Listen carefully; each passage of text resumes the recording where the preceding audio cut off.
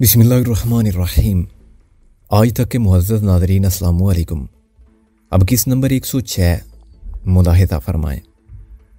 वक्त धीरे धीरे आगे को सिरकता रहा। कमरे के एक रोज़न में से दूर कुछ टीलों का बालाई किनारा नजर आता था।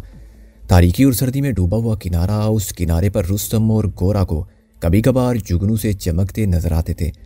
ये जुगनू दरअसल मौत के वो हरकारे थे जो इस वीराने में रुस्तम और गोरा के लिए घूम रहे थे। पुलिस मुकाबला किया गया था। पुलिस पार्टी पर दस्ती बम फेंका गया था और डिप्टी रियाज जैसे पुलिस ऑफिसर से बराह रास्त मारा मारी की गई थी। ये सब कुछ मामूली नहीं था। अचानक रुस्तम को आहट महसूस हुई। इसे लगा कि कमरे के दरवाजे के बिल्कुल पास कोई मौजूद है और वो जो कोई भी था बहुत दबे पांव चलता हुआ यहाँ पहुंचा था। ये कौन हो सकता था? मीरा का शोहर, ससुर या फिर उसकी सास? इन दूर दराज इलाकों में लोग रात को बहुत जल्द सो जाते हैं। अब करीबन सोने का वक्त हो गया था। रोशनियां बुझती जा रही थी। गलियों और रास्तों से आने वाली आवाज़ें कम हो गई थी। रुस्तम को अजीब सा शुबा होने लगा। इसकी छठी इस गवाही दे रही थी कि इस कमरे के दरवाजे से बाहर कोई पुरस्रार सरगर्मी जारी है। अपने कोल्ड पिस्टल पर इसकी गिरफ्त मजबूत हो गई। गोरा भी सूरत को महसूस कर चुका था। अपनी 222 उसने गोद में रखकर उसका सेफ्टी केस हटा लिया। चंद मिनट मजीद गुजर गए। रुस्तम की हसास नतनों ने महसूस किया कि दरवाजे के आसपास जो शख्स मौजूद है वो सिगरेट फूंक रहा है। वो दोनों दम साधे बैठे रहे और तेल की धार देखते रहे। करीबन 10 मिनट बाद यूं लगा कि वो शख्स दरवाजे पर से हट गया है और इर्द गिर्द खामोशी छा गई। रुस्तम ने लालटेन बुझा दी। अब कमरे में मुकम्मल अंधेरा था। रुस्तम ने गोरा के कान में सरगोशी करते हुए कहा, मैं जाकर देखता हूँ, पर दरवाज़ा तो बंद होगा। नहीं, मुझे लगता है कि मेरा जल्दी में ताला लगाना भूल गई है। दरअसल जब से दोपहर के वक्त वो यहाँ आई थी तो उसके आने के ज़रा देर बाद उसके शोर ने उसे आवाज़ें देना शुरू कर दी थी। वो घबराहट में अपनी बात अधूरी छोड़कर नीचे चली गई थी। उसने दरवाज़ा बंद ज़रूर किया मगर ताला लगने की आवाज़ नहीं आई थी। रुस्तम ने पिस्टल अपने हाथ में रखा और रुकू में चलता हुआ बोरियों के दरमियान से गुजरकर दरवाजे की तरफ आया। दरवाजे के इर्द गिर्द मुकम्मल खामोशी थी। सुनगुन लेने के बाद उसने होले से दरवाजे पर दबाव डाला। उसके पट वाह हो गए। दोनों पट्टों के दरमियान करीबन 4 इंच का खला पैदा हुआ तो छत का बाकी हिस्सा भी नजर आने लगा। पहली रातों के चांद की मदम रोशनी में ओपलों के ढेर यूं नजर आते थे जैसे बुरकापोश औरतें छत पर अकड़ों बैठी हों। एक तरफ चारपाई पर चादर डालकर कोई सब्जी सूखने के लिए रखी गई थी। उससे आगे पराली का ढेर था। यह ढेर घर की निचली छत पर था और रुस्तम से कमो बेश 15 मीटर की दूरी पर था। रुस्तम को शक हुआ कि इस पराली में कोई मौजूद है। यूं लगता था कि वो छुप कर बैठा हुआ है। इस मौके पर दुरुस्त अंदाजा लगाना दुश्वार था। वो कोई कुत्ता या बिल्ली हो सकती थी या इसके अलावा कोई और जानवर या फिर हैवान नातक यानी इंसान। घर की दीगर रोशनियां बुझी हुई थी। लगता था कि मकीन सो चुके हैं या सोने वाले हैं। दफातन रुस्तम ने एक साया देखा जो दबे पांव सीढ़ियों की तरफ आ रहा था। रुस्तम एक लम्हे में पहचान गया ये मीरा थी। वो पंजों पर चलती हुई आई। उसका अंदाज उसके खौफ की चुगली खा रहा था। वो पराली के ढेर के पास पहुंचकर रुक गई जैसे शदीद ततब्जुब में हो। इसी दौरान में एक शख्स पराली में से नमूदार हुआ। रुस्तम को बस उसकी एक झलक नजर आई। उसका कद काट और उलिये से ना जाने की और रुस्तम को शक हुआ कि ये वही लालटेन बरदार शख्स है जिसके साथ इसी बस्ती में आते ही मुलाकात हुई थी। उसका करीब चेहरा रुस्तम के तसव्वुर में घूम गया और उसके साथ ही वो जोरदार झांपड़ भी याद आ गया जो रुस्तम ने उसे मारा था। रुस्तम के देखते ही देखते उस शख्स ने मीरा का बाजू पकड़ा और उसे बड़ी वहशत से पराली के ढेर में खींच दिया। दोनों पराली में ओझल हो गए।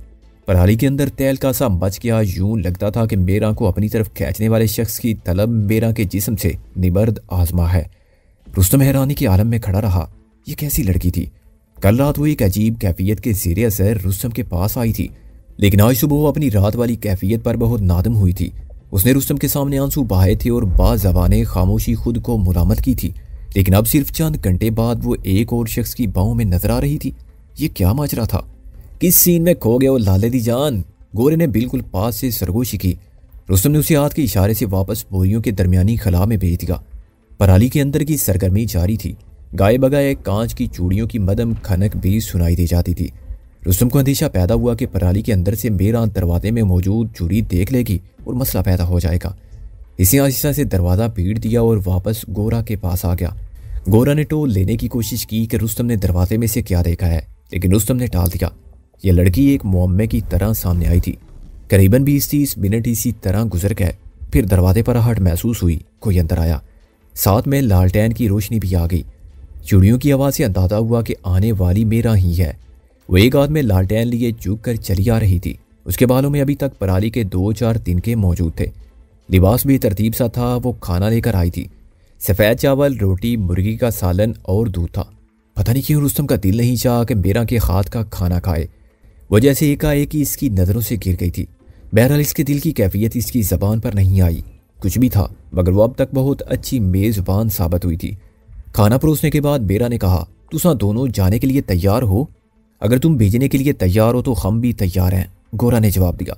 वो अजीब लहजे में बोली, मैंने बस में हो तो मैं सारी हयाती तुमको यहाँ रखूं, पर ये तो तुसा भी जानते हो कि जाना की मजबूरी है। गोरा खाने में मशगूल हो गया। रुस्तम ने जवाब में कुछ नहीं कहा। वो अलविदाई लहजे में बोली, अभी थोड़ी देर में तुसा चले जाओगे, फिर शायद कभी तुसा से मेल ना हो, पर पिछले 2 दिन मुझको सारी हयाती याद रहेंगे। उसने जरा तवक्कुफ किया और बात जारी रखते हुए बोली, लोग कहते हैं कि अब पुलिस ने रुस्तम और उसके साथियों को पकड़ कर रहना है जिंदा। यहाँ आवाज उसके गले में अटक गई।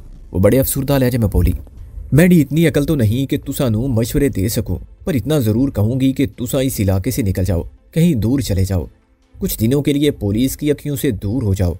ओए बेवकूफ, यहाँ से निकलेंगे तो दूर होंगे ना। गोरा ने मुर्गी का एक लेग पीस उधेड़ते हुए कहा। वह शायद उस खाने को आखिरी समझ कर खा रहा था। मैंने यकीन है कि तुसा निकल जाओगे। जेड़ा बंदा तुसा को साथ लेकर जा रहा है ना, वो सब कुछ कर सकता है। समझो कि जादूगर है वो, मीरा ने कहा। क्या नाम है उसका? रुस्तम ने पूछा। सराज। ये वही बंदा है जो तुसा को शुरू में मिला था। असल में ये चौकीदार नहीं है, यही हमारी डोग के सरपंच का छोटा भाई है। तुसा उसको गलती से चौकीदार समझते रही हो। सरपंच का छोटा भाई? रुस्तम ने पूछा। तुमने तो कहा था कि सरपंच का छोटा भाई तुम पर बुरी नजर रखता है, तंग करता है तुमको। जब तुम अपने नशेई बंदे को डेरे से वापस लाने के लिए जाती थी तो वो तुमसे छेड़खानी करता है। नहीं, वो दूसरा भाई है, मीरा ने कहा। रुस्तम को लगा कि वो कुछ छुपा रही है, लेकिन इससे पहले कि रुस्तम कुछ पूछता गोरा बोल उठा। इस बंदे के थोबड़े को क्या हुआ है? कहीं जल गया था? मीरा की आंखों में कराहत के साए लहराए और उसने इस बात में सर हिलाया। उस पर उसकी औरत ने तेजाब फेंक दिया था। वाह, ये तो खूब कही। गोरा ने हैरत से आंखें खोली। मर्दों के बारे में तो सुना था कि औरतों पर तेजाब फेंकते हैं, लेकिन औरत ने? हाँ, उसकी औरत ने फेंक दिया था। असल में ये वही तेजाब था जो उसने अपनी औरत पर फेंकने के लिए रखा हुआ था। वो सियाणी निकली और पहल करके भाग गई ढोक से। मतलब ये है कि ये सारे भाई एक जैसे हैं, गोरा ने तबसरा किया। इसी दौरान में बाहर से खटपट की आवाजें आने लगी। बेरा चौंकते हुए बोली, मेरा ख्याल है कि सराज आ गया है, तुसा तैयार हो जाओ। हम बड़ी देर से तैयार हैं, गोरा ने कहा। रुस्तम गहरी नजरों से बेरा को देख रहा था। बात कुछ कुछ उसकी समझ में आ रही थी। बेरा का किरदार एक नए रुख से उसके सामने आ रहा था, मगर इससे पहले कि वो बेरा से कुछ कहता या पूछता, कमरे के दरवाजे पर मदम दस्तक हुई। बेरा ने डरी हुई हिरनी की तरह दरवाजे की तरफ देखा और झुक कर बाहर चली गई। 2 मिनट बाद वो वापस आई। उसके साथ जो शख्स था वो बदनुमा चेहरे वाला सराज ही था। उसकी नाक ऊंची और थोड़ी लंबी थी। तेजाब की मार ने उसकी आंख को करीबन गोल कर दिया था और चेहरे की खाल कई जगह से सुकड़ गई थी। उसने बड़ी दिलचस्पी और तवज्जो से रुस्तम को देखा और हाथ माथे पर ले जाकर सलाम किया। वो भारी आवाज में बोला, मुझे क्या पता था कि ये तुसी हो, नहीं तो उस दिन तुसा से उस तरह गल ना करता। उसका मुखातिब रुस्तम था। चलो उस पुरानी बात को भूल जाओ, मैंने भी तो तुम्हें थप्पड़ मार दिया था, अनजाने में ऐसा होता है। सराज के पास खाकी रंग की 2 बड़ी चादरें थी। ये चादरें उसने रुस्तम और गोरा को दे दी। उसके पास सफेद रंग की 2 पगड़ियां भी थी। ये पगड़ियां रुस्तम और गोरा ने मुंडासों की तरह अपने चेहरों पर लपेट लीं। चलो जी चले, सराज ने कहा। यही वक्त है यहाँ से निकलने का, पुलिस वाले डेरे पर खाना शाना खा रहे हैं। वो दोनों सराज के साथ उस नीम तारीख कमरे से निकल आए जहाँ उन्होंने बादामों और खुश खुबानियों के साथ तकरीबन 24 घंटे बसर किए थे। वो छत पर पहुंचे। डोग तारीकी में डूबी हुई थी। मेरा खामोश खड़ी थी। मैं को कोई गलती हो गई हो तो तुसा माफ कर देना, वो रुस्तम की तरफ देखे बगैर बोली। उसकी आंखों में नमी सी थी। गलती तो तुमने बहुत बड़ी की है, लेकिन खैर, रुस्तम गहरी सांस लेकर बोला। वो तीनों एहतियात से सीढ़ियां उतरकर नीचे आ गए। नीचे के किसी कमरे से बच्ची के रोने और निशाई जफरी के खांसने की आवाजें एक साथ आ रही थी। बरामदे में लालटेन की मध्यम रोशनी थी। वो तीनों दीवार के साथ साथ चलते गली में पहुंच गए। नीम पथरीली गली के दोनों तरफ घरों के 24 कवाड़ बंद थे। इन कवाड़ों के पीछे चिरागों और लालटेनों की रोशनी मध्यम और सहमी सहमी नजर आती थी। ये ढोक खामोशी की ढोक बनी हुई थी। करीबन निस फरलांग तक बस्ती से बाहर जाने के बाद सराज दरख्तों के एक छोटे से झुंड में पहुंचा। या 19-20 साल के एक दराज का लड़का भी मौजूद था। वो भी मुकामी लिबास यानी तहबंद और चोले में था। उसने चादर की बुक्कल मार रखी थी। रुस्तम को अंदाजा हुआ कि इसकी चादर में हथियार वगैरह मौजूद है। वो कुछ डरा हुआ भी था। उस लड़के ने बड़ी दिलचस्पी और तवज्जो से रुस्तम को देखा और हाथ माथे पर ले जाकर सलाम किया। लड़के के अंदाज से ये पता चलता था कि सराज ने उससे रुस्तम का गायबाना तारुफ करा दिया है। ये कौन है? रुस्तम ने सराज से पूछा। फिदा नाम है जी इसका, फिदा बहावल। 1 साल पहले डोखाना में एक पुलिस वाले से इसकी मारा मारी हुई थी। ये उस पुलिस वाले के एक दांत तोड़कर दौड़ गया था। बाद में ये हमारी डोक में थी क्या? अब ये डरा हुआ है, डोक पुलिस के घेरे में है। इसको खतरा है कि कहीं तलाशियों और शिनाख्तियों में ये भी ना पकड़ा जाए। अब ये कहाँ जा रहा है? रुस्तम ने पूछा। तुसा दोनों के साथ ही यहाँ से निकल रहा है, सराज ने जवाब दिया। लड़के ने सारी लाकर तायद की। वो ज्यादा मोटा तादा नहीं था, लेकिन फुर्तीला और किसी हद तक दलेर भी नजर आता था। उसकी आंखें बड़ी रोशन थी। उसे देखकर रुस्तम को वो दिन याद आ गए जब उसने भी समाज के ठेकेदारों से टक्कर ली थी। अपनी आपा की तौहीन करने वाले खुदसर बदमाशों को ललकारा था और उनको खूनम खून किया था। उन दिनों उसके चेहरे पर भी ऐसा ही जोशीला लड़कपन था। दरख्तों की झुंड में जंगली इंजीर, बेरी और घिंगर के बहुत दरख्त थे। बुरे बुरे पत्थरों और कटी फूटी जमीन ने इस जगह को घेरा हुआ था। सराज उन्हें लेकर एक नशेब में उतर गया। यह नशेब एक खाई की तरह था और सामने से बंद नजर आता था, मगर हकीकत में ऐसा नहीं था। यहाँ झाड़, जनकार और खुदरू घास के दरमियान एक तंग सा खला मौजूद था। सराज तिरछा होकर उस खला में घुसा और उसके पीछे रुस्तम और गोरा भी घुस गए। आखिर में लड़का फिदा हुसैन आ गया। इस तरह की दरार नुमा जगह यहाँ कदम कदम पर मिल जाती थी, लेकिन कौन सी दरार या सुरंग मंजिल तक पहुंचाएगी और कौन सी जगह पर घुमा घुमा कर राई को दीवाना कर देगी, ये खास खास लोग ही जानते थे। खुरा उठाने वाले खोजियों की तरह ये फन भी यहाँ विरसे में मिलता था और नस्ल दर नस्ल चलता था। दरार में घुसने के बाद सराज ने अपने लिबास में से एक टार्च निकाली और धीरे धीरे आगे बढ़ने लगा। कई जगह रास्ता इतना तंग था कि उन्हें तिरछा होकर या जमीन पर रेंग कर गुजरना पड़ता। जमीन की सतह से 20 फुट नीचे ऐसी कब्रनुमा जगहों पर मौजूद होना एक ऐसा तजर्बा जिसको बयान किया नहीं जा सकता, सिर्फ महसूस किया जा सकता है। इंसान खुद को हब्स और घुटन के एक नाकाबिले बयान शिकंजे में जकड़ा हुआ महसूस करता है। यह दरार करीबन 1 फरलांग तक सीधी चलती रही, फिर शाख दर शाख तकसीम होना शुरू हो गई। ऐसी भूल भुलैयां सामने आ रही थी कि कई जगह रहबर भी जरा चकरा जाता था। इस सफर में उन्हें अशरातुल अर्ज, चूहों और चूहों की पैदा करदा शदीद भू से वास्ता पड़ा। यह सफर तवील और थका देने वाला था। यार कहीं इस तरह लाहौर पहुंचाने का इरादा तो नहीं है? गोरा ने तंग आकर कहा। बस 2-2.5 फरलांग हो रहा है, सराज ने कहा। 2-2.5 फरलांग? गोरा ने जीचो कर पूछा। हाँ, मगर अब रास्ता जरा सोखा आसान हो जासी, सराज ने जवाब दिया। वाकई कुछ आगे जाकर ये तंग दराड़ कदरे कुशादा दराड़ में तब्दील होने लगी। यहाँ पत्थर बहुत बुरे थे। गोल संग्रेजों से अटी हुई दीवारों का दरमियानी फासला कहीं कम और कहीं बहुत ज्यादा हो जाता था। बिलाखिर वो मंजिल के करीब पहुंच गए। सराज का पुख्ता ख्याल था कि वो पुलिस के घेरे से बाहर आ चुके हैं, बल्कि उसके अंदाजे के मुताबिक उन्होंने कमोबेश 3 फरलांग से ज्यादा फासला तय किया था। दरार नशीब से बुलंदी की तरफ जाने लगी, फिर वो दहाने के करीब पहुंच गए। यहाँ रास्ता एक बार फिर तंग हो गया। गोरा को जख्मी हाथ की वजह से बार बार कराना पड़ रहा था। किसी वक्त वो खुद को जख्मी करने वाले नामालूम राइफल मैन को गालियां भी दे देता था। सराय ने उन तीनों को रुकने का इशारा किया और खुद 90 के जाविये पर झुककर चलता हुआ दहाने की तरफ गया। उसकी वापसी तकरीबन 5 मिनट बाद हुई। वो थोड़ा सा परेशान था। टार्च की मदम रोशनी में उसका बदनुमा चेहरा कुछ और भी बदनुमा दिखाई देता था। एक अजीब सी कराहत जागती थी दिल में, और मीरा चंद घंटे पहले उसकी कराहत के साथ पराली के ढेर में मौजूद थी। क्या बात है? रुस्तम ने पूछा। थोड़ी सी गड़बड़ हो गई है, वो बोला तो उसके मुंह से बदबू का भपका निकलता हुआ महसूस हुआ। कैसी गड़बड़? गोरा ने पूछा। बाहर पुलिसियों की गाड़ी मौजूद है। मेरा ख्याल है कि इसमें कोई खराबी है। उसका बोनट टूटा हुआ है। 3-4 पुलिसिये उसके आले दवाले खड़े हैं। फिर क्या करना है? गोरे ने पूछा। उनके जाने का इंतजार करना पड़ेगा। तुसा बेफिक्र रहो, हम खतरे वाली जगह से काफी दूर थी गए हैं। हाँ, आ गए हैं। अगर ये पुलिस वालों की माँ यहाँ खराब ना होती तो हमारे लिए कोई मसला ना था। रुस्तम ने खुद दहाने के पास जाकर देखा। दहाना क्या था? एक छोटा सा सुराख था जहां से एक बंदा फंसा कर गुजर सकता था। रुस्तम को 10-15 गज के फासले पर पुलिस की एक जीप आड़ी तिरछी खड़ी नजर आई। उसका बोनट उठा हुआ था। 4 एहलकार जीप के करीब मौजूद थे। उनमें से 2 राइफल बरदार संतरी थे। आसार से अंदाजा होता था कि शायद 2-3 मजीद अफराद भी यहाँ पाए जाते हैं। सराज ठीक ही कह रहा था। फिर वक्त यहाँ से निकलना ख्वा मुख्वा मुसीबत को दावत देना थी। इन्हें ऐसी कोई जल्दी भी नहीं थी। वो चारों दहाने से कुछ पीछे हट गए। करीबन 20 फरलांग के फासले पर एक हमवार और कुशादा जगह इन्हें आराम करने के लिए मौजू नजर आई। यहाँ ठंडक भी नहीं थी। वो नीम पथरीली दीवारों से टेक लगाकर बैठ गए। सराज शक्ल सूरत से करख्त लगता था, मगर रुस्तम के सामने वो बहुत मरूब नजर आता था। उसने दबे दबे लहजे में रुस्तम से 1-2 सवालात किए और रूखे पीके मुख्तसर जवाब पाकर खामोश हो गया। अभी रुस्तम और गोरा को सराज की जरूरत थी। दाने से निकलने के बाद भी इन्हें 3-4 मील तक सराजे की रहनुमाई में जाना था। वरना शायद वो इसे यहीं से वापस कर देते। नौजवान लड़के फिदा के पास एक छोटी सी पोटली भी थी। उसने पोटली में से आलू वाले पराठे निकाले और बड़े खुलूस व इश्तियाक से रुस्तम को खाने की दावत दी। रुस्तम ने यह दावत कबूल नहीं की, ताहम गोरा ने एक पराठा उठा लिया। दाना यहाँ से काफ़ी दूर था, इसलिए उन्होंने एक टार्च रोशन कर ली। टार्च की जर्द रोशनी ने इर्द गिर्द के मंजिल को और भी पुरस्कार कर दिया। या शाख दर शाख तराड़ें थी। इन दराड़ों में चकराने वाली हवा किसी वक्त अजीब आवाज़ पैदा करती थी, पुरहोल और गूंजती हुई आवाज़, जैसे कोई दरिंदा किसी खचार में छुपा हुआ गाये बगाए अपनी मौजूदगी का एहसास दिलाता हो। रुस्तम ने एक टार्च ली और इन तराड़ों को देखने निकल खड़ा हुआ। गोरा ने सिगरेट सुलगा ली और एक पत्थर को सराहना बनाकर नीम तराज हो गया। रुस्तम करीबन आधा पौन घंटा इन भूल भुलैयों में चकराने के बाद वापस आया तो गोरा और सराज सो रहे थे। सराज गालबन नशे में भी था, उसकी नींद बेखबरी की थी। लड़का फिदा हुसैन जाग रहा था।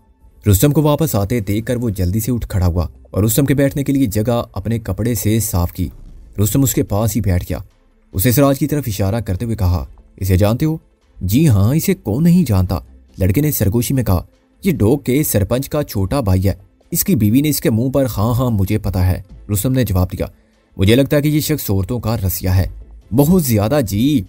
एक वक्त में कई औरतों से इसका चक्कर रहता है। आजकल डोग की 2 औरतों के पीछे हाथ धोकर पड़ा हुआ है। एक इसके छोटे चाचे की नौकरानी है, दूसरी नशई जफरी की घरवाली। नशई जफरी की घरवाली? रुस्तम ने फिदा हुसैन को कुरीदा। जी हाँ, जवान लड़की है और सोनी भी है। नशेबाज बंदे की वजह से बेचारी को घर से बाहर निकलना पड़ता है। अपने सोरे ससुर के साथ मिलकर बागीचे की देखभाल करती है। अब तो वैरान खेती में हल चलाने का भी सोच रही है बेचारी।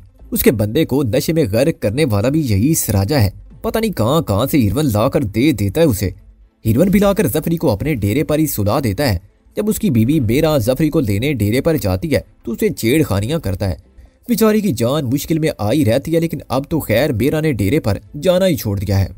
फिदा हुसैन बहुत धीमी आवाज में बोल रहा था ताकि आवाज सराजे के कानों तक ना पहुंच सके। रुस्तम ने पूछा, सरपंच दूसरा का कोई और भाई भी है? बस एक था जी, 2-3 साल पहले कत्ल हो गया था। रुस्तम को यकीन हो गया कि बेरा ने झूठ बोला था। उसने बात पर पर्दा डालने के लिए रुस्तम को बताया था कि सरपंच का जो भाई उसे छेड़खानी करता है वो सराज नहीं है। अब लड़का बता रहा था कि सरपंच का एक ही भाई है। सूरत-ए-हाल रुस्तम के सामने बिल्कुल वाज़ेह हो गई थी। आज इस तारीख रात में डोग शाह की जफाकश मुटियारन बेरा ने एक अजीब काम किया था।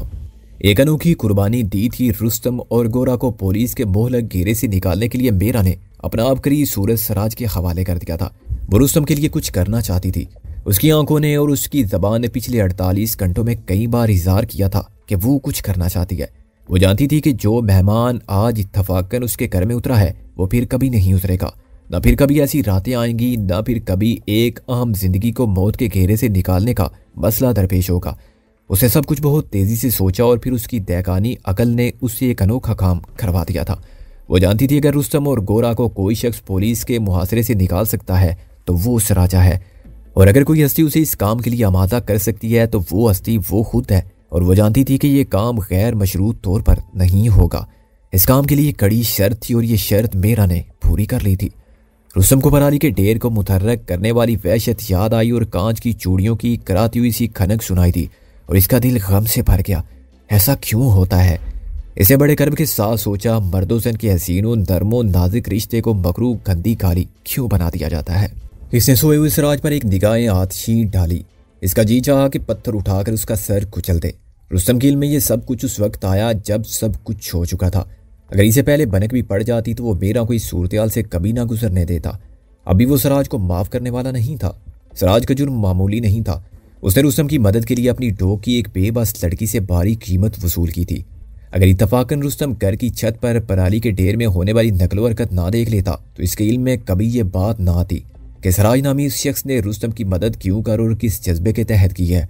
अब तक जो सूरत-ए-हाल रुस्तम के सामने आई थी उसे ये अंदाजा लगाना भी मुश्किल नहीं था कि सराज आइंदा भी मेरा से अपने ताउन का खराज वसूल करता रहेगा। आज शब की गुनाह आलूद तारीकी में जो सिलसिला शुरू हुआ था वो आसानी से ख़त्म होने वाला नहीं था। कुछ देर बाद रुस्तम उठा और दोबारा दराड़ के तंग दहाने की समत गया। यह देखकर इसने इत्मीनान की सांस ली कि पुलिस की जीप अब नजर नहीं आ रही। वो वापस आया और सराज को झंझोड़ कर जगा दिया। सराज बढ़ाकर उठ बैठा। बड़ी सुरूर अंगेज दीन थी उसकी। चंद घंटे पहले उसने अपने अंदर की आग से छुटकारा पाया था, अब वो बड़ा पुरसुकून नजर आता था। वही कंगड़ाई लेकर उठ बैठा। फिर रुस्तम को अपने रूबरू देखकर कदरे मुअत्तब हो गया। तू साहब वेख्या है कि बाहर का क्या हाल है? उसने पूछा। हाँ जीप चली गई है। वो कपड़े झाड़कर खड़ा हो गया। तो फिर चलते हैं जी। चाचा सराज तुम्हारे हिस्से का पराठा पड़ा है। लड़के फिदा हुसैन ने कहा। नहीं फिर खा लूंगा। फिर क्या पता, अभी खा लो, रुस्तम ने अजीब लहजे में कहा। फिदा हुसैन ने पोटली खोली और एक एक पराठा रुस्तम और सराज के सामने रख दिया। सराज झिझक रहा था। रुस्तम ने वाला तोड़ा तो वो भी खाने लगा। उबले हुए आलूओं के साथ अदरक और प्याज के टुकड़े और अनार दाना भी डाला गया था। मज़ेदार चीज़ थी। रुस्तम ने सराज को मुखातिब करते हुए कहा, तुम्हारी मदद का बहुत शुक्रिया भाई, तुमने खुद को खतरे में डाला और काफ़ी मेहनत की। बस जी, जब मुझे जफरी की बीबी से पता चलेगा कि तुसा हमारी ढोक में मौजूद हो और तुसा को मदद की ज़रूरत है तो मेरे दिल पर खत पड़ा। मैंने सोचा अल्लाह ना करे अगर तुसा को हमारी ढोक में कुछ हुआ तो मैं सारी हयाती अपने आप से शर्मिंदा रहूँगा। ऊपर वाला तुसा को लंबी जिंदगी दे, हमको तुसा की बड़ी लोड़ यानी ज़रूरत है। सराजा खुशामदियों के लहजे में बोल रहा था और उसके अल्फाज से मुनाफिकत की बू उठ रही थी। उसका अंदाज बता रहा था कि वो रुस्तम पर एहसान जता रहा है और मुस्तकबिल में इससे फ़ायदे की तवक्को भी रखता है। 5-6 बड़े बड़े लुकमों में सराजे ने करीबन 1 फुट कतर का पराठा बासानी हड़प कर लिया। वो जानता नहीं था कि उसने अपनी ज़िंदगी का आखिरी खाना खा लिया है। रुस्तम ने भी अपना पराठा ख़त्म कर लिया तो वो चारों उठ खड़े हुए। उनका रुख तहाने की तरफ था। तहाने से बाहर निकलकर उन्हें हल्की सी सर्दी और तेज़ हवा का एहसास हुआ। बदम चांदनी ने टीलों के बालाई किनारों को तारीक आसमान के पेश मंजिर में नुमाया कर रखा था। वो टीलों के दरमियान एहतियात से आगे बढ़ते रहे। उनकी अकम में डोक शाह की चंद टिमटिमाती रोशनियाँ खासी दूर रह गई थी। बेशक खतरा तो आगे भी मौजूद था, लेकिन यहाँ वो मुआसरे वाली कैफियत नहीं थी। एक तंग गुजरगाह से गुजरने के बाद वो कदरे कुशादा जगह पर आ गए। यहाँ से आगे वो अकेले सफ़र कर सकते थे। इनकी बाईं तरफ 40-50 फुट गहरा नशेब था। दाईं तरफ सतह मुर्तफा दूर तक चली गई थी। उस पर जली गड़ी कींगर और बेरी के पौधे थे। हल्की आवाज़ से रुस्तम के बाल होले होले लहरा रहे थे। सराज अब वापस जाने के लिए तैयार था। वो खुशामदी लहजे में बोला, मेरे ख्याल में अब तुसा को इन चादरों और पगड़ियों की ज़रूरत नहीं है। उसका मतलब था कि ये चादरें और पगड़ियाँ उसे वापस दे दी जाएं। रुस्तम ने गहरी सांस लेते हुए कहा, मेरे ख्याल में अब तुम्हें भी इन चीज़ों की ज़रूरत नहीं है, क्योंकि अब तुम ढोक वापस नहीं जा रहे हो, कहीं और जा रहे हो। पर मैं समझा नहीं जी। सराजा कदरे हैरान होकर बोला, मुझे जहाँ तक पहुँचाने की कीमत क्या ली है तुमने? रुस्तम का लहजा सफाक था। कैसी कीमत सियाल जी? जफरी की बीवी के साथ क्या किया है तुमने? सराजे की आंखें खौफ और हैरत से फैल गई। उसके साथ ही उसके होंठ फड़कना शुरू हो गए। रुस्तम ने हाथ बढ़ाकर गोरा से 222 राइफल ले ली। उसका अंदाज खौफनाक था। सराज बेसाख्ता 3-4 कदम पीछे हट गया। सियाल जी, तुसा को गलत फहमी हुई है, पर मैंने तो वो फिक्रा मुकम्मल ना कर सका। रुस्तम के अंदाज ने उसे समझा दिया था कि माफी तलाफी का वक्त गुजर गया है। रुस्तम ने 222 राइफल को दस्ते की बजाय बैरल की तरफ से पकड़ दिया। अचानक उसने राइफल को सर से बुलंद करके एक भरपूर वार सराजे की पेशानी पर किया। इस शदीद वार से नारियल के चिटकने की सी आवाज़ पैदा हुई। सराजा नशेब के किनारे पर पहुंच चुका था। चोट खाकर वो टकराया और उलटकर खाई में जा गिरा। नशेब की तरफ उसका सफ़र 40-50 फुट से कम ना था और नीचे नोकीले पत्थर थे। उसके गिरने से बद की आवाज़ पैदा हुई और खामोशी छा गई। लड़का फिदा हुसैन थर थर कांप रहा था। रुस्तम ने 222 गोरा को वापस की और अपना कोल्ड पिस्टल निकाल लिया। रुस्तम और गोरा एक छोटा सा चक्कर काट कर नशेब में उतरे। यहाँ सराजा ऊंधे मुंह बेसुध पड़ा हुआ था। उसमें जिंदगी के मामूली आसार बाकी थे। रुस्तम के इशारे पर गोरा ने सराजे की मुश्किल आसान कर दी। राइफल के कंधे की 2 शदीद ज़रबों ने सराजे की खोपड़ी बिल्कुल तोड़ दी। गोरा टार चलाकर सराज के मरने की तसल्ली करना चाहता था, लेकिन उसकी ज़रूरत नहीं थी। वैसे भी टार चलाना खतरनाक था। रुस्तम ने उसे रोक दिया। दीम तारीकी में रुस्तम ने सराज के लिबास की तलाशी ली। उसकी एक जेब से वो 5000 रुपया बरामद हुआ जो उसने फिदा हुसैन से इंठा था। इसके अलावा 200-250 की नकदी, सिगरेट, हीरोइन की 2-3 पुड़ियाँ और एक देसी साख्त का पिस्तौल भी उसके कपड़ों से बरामद हुआ। उसकी लाश को वहाँ पत्थरों के दरमियान छोड़कर रुस्तम और गोरा वापस ऊपर की तरफ रवाना हो गए। रुस्तम ने सराज का पिस्तौल और थोड़ी सी नकदी उसकी जेब में वापस रख दी। ये किस लिए? गोरा ने पूछा। सराज को किसी ने कत्ल नहीं किया, वो रात के वक्त बुलंदी से गिर कर मरा है। इसकी जेबें बिल्कुल खाली नहीं होनी चाहिए, रुस्तम ने मानी खेज लहजे में कहा। रुस्तम चाहता था कि सराज की जेब से निकलने वाले 5000 के करेंसी नोट नौजवान फिदा हुसैन को वापस लौटा दे, लेकिन जब वो इस जगह पर पहुंचे जहां से सराज नीचे गिरा था तो दूर दूर तक कोई नजर नहीं आया। फिदा हुसैन राय फरार इख्तियार कर चुका था। सराज वाले वाक़े की वजह से वो बहुत दहशत ज़दा हो गया था। रुस्तम और गोरा ने उसे दाएं बाएं देखा, वो कहीं नजर नहीं आया। कुछ देर बाद वो भी आगे बढ़ गए। रुस्तम ने एक अलविदाई नज़र नीचे नशेब में डाली। तारीक नशेब जहाँ बदनुमा फितरत सराज की लाश धीरे धीरे ठंडी हो रही थी। मेरा ने डोक शाह की मेरा ने आज रात जो कुछ इसके लिए किया था इसका सिला देना तो शायद मुमकिन नहीं था, लेकिन रुस्तम ने उसका कुछ न कुछ बतावा जरूर कर दिया था। अब रुस्तम और गोरा का रुख जुनूब मशरक की तरफ था। वो जल्दी रख पहल पहुंच गए थे। वाजू ने जुनूब की तरफ सफर करते हुए उस रेलवे ट्रैक तक पहुंचना था जो कंदियां और सरगोदा को आपस में मिलाता है। वाजू ने जुनूब की तरफ सफर करते हुए उस ट्रैक तक पहुंचना था जो कंदियां और सरगोदा को आपस में मिलाता है। हाँ, रुस्तम का रुख जुनूब की तरफ था जहाँ पीर कुदरत उसकी फैलाई मुनाफकत और शोभताबाजी थी और जहाँ बीबी थी, बीबी जिसे ना चाहते हुए भी वो देखना चाहता था, जिसे ना चाहते हुए भी वो मिलना चाहता था। उसके आगे पीछे और दाएं बाएं मौत थी और वो उस मौत से थोड़ी सी मोहलत चुरा कर जिंदा लोगों की तरफ जा रहा था। पोटोवार का वैराना उसकी अकम में था और आबाद बस्तियों की तरफ से आने वाली हवा उसके जिस्म को छू रही थी। उसके लंबे चमकदार बालों को हिलकोरे दे रही थी। चांद काफी देर पहले मगरब में ओझल हो चुका था। अब रात के पिछले पैर आसमान पर पलकें चपकते सितारों के सिवा कुछ और नहीं था।